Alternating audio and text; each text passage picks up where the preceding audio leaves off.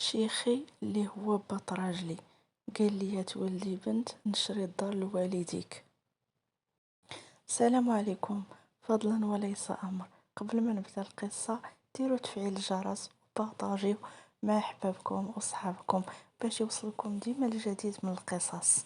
القصه ديال اليوم: شيخي بط راجلي قال لي تولدي لي بنت نشري الدار لوالديك. بحكم والديا فقراء، راجلي هو اللي كيخلص ليهم الكرا ديال الدار.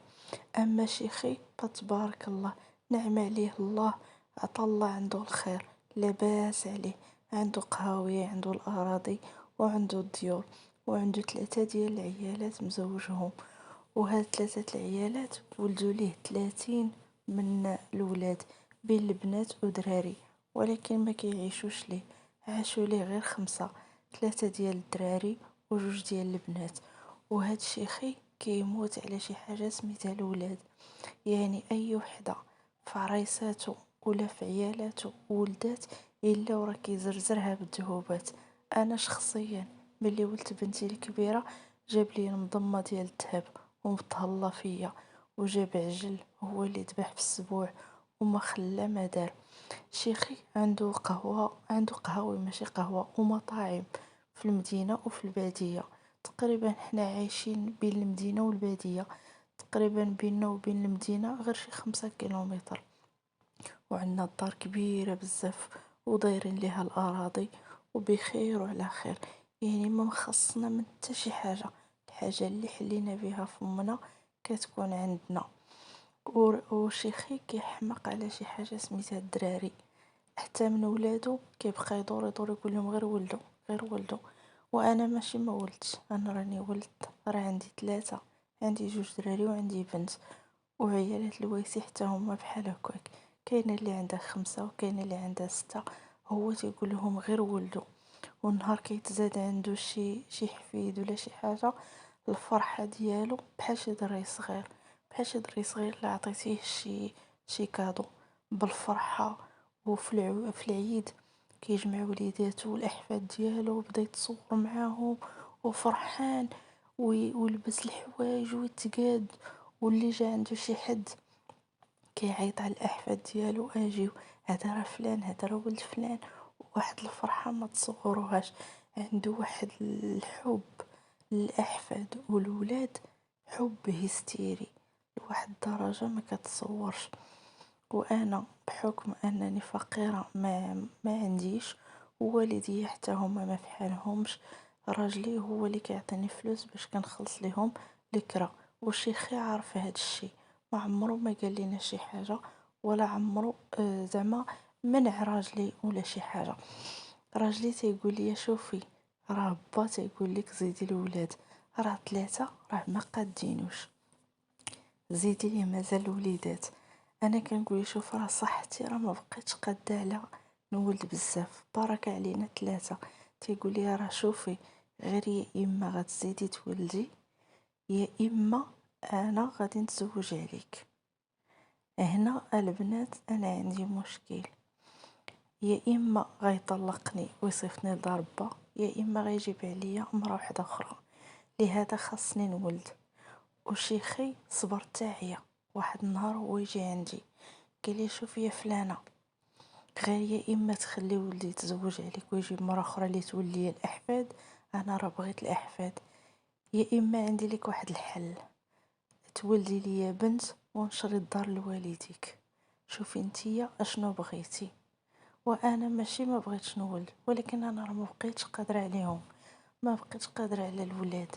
صحتي كنحس بها صافي عيات، وفي نفس الوقت خايفه على مملكتي، وخايفه على حياتي اللي انا عايشاها، وخايفه حتى على والديا اللي كنخلص لهم الكرا، وامنيتي نيت انني نشري لهم الدار. وملي جا هاد القرار ديال شيخي انه غادي يشري ليهم الدار، وقال لي بالحرف: هانتي ولدي ليا بنت، والدار غنشريها لوالديك، فين ما اختاريتيها غادي تكون ليهم. وانا من داك النهار وانا حيره، ما عرفش اشنو غادي ندير. وفي نفس الوقت بغيت شي حاجه اللي ناكلها ولا نديرها باش نولد بنت بالضبط، لأنه هو باغي بنت. وكيف قلت لكم حنا ملي كنولدو راه ديما كيجيب لينا العجال وما يخلي ما يجيب لينا. ولادي تبارك الله راه دابا بداو كيكبروا، عندي الدري عنده 10 سنين، وبين البنات الاخرين بيناتهم 4 سنين 4 سنين. وانا دابا كنحس براسي عييت، ولكن واخا هكا بغيت نولد بنت على ود هذيك الدار اللي بغيت نشري لوالديايا. وهو كيف قلت لكم راه تيكسينا ويصبطنا وما يخلي ما يدير لينا. النهار اللي ولدت ولدي الثاني جاب عجل وذبحو ودار السبوع، ومشى جاب لي 2 المليون ديال الذهب. كيبقى يضحك بحال شي هبيل ويجمعهم كلهم ويتصور معاهم. فين ما يتلقى شي واحد ولا يقول لي شوف لي حفادي، شوف شحال عندي، ويضحك. دابا انا ما كنت ما بغيتش نحمل، ولكن دابا بغيت نحمل لانه كيف قلت لكم حط لي هذا الشرط. وفي نفس الوقت بغيت نفرح الوالدين ديالي لان مساكن ما فحالهمش. ودابا عافاكم اللي عندها شي طريقة مجربة انها دارتها وولدت بنت، لحقات شيخي حط لي الشرط ديال انني خاصني نولد بنت. راه ماشي ما عنديش بنت، راه عندي بنتي كبيبرة وعندي 2 دراري.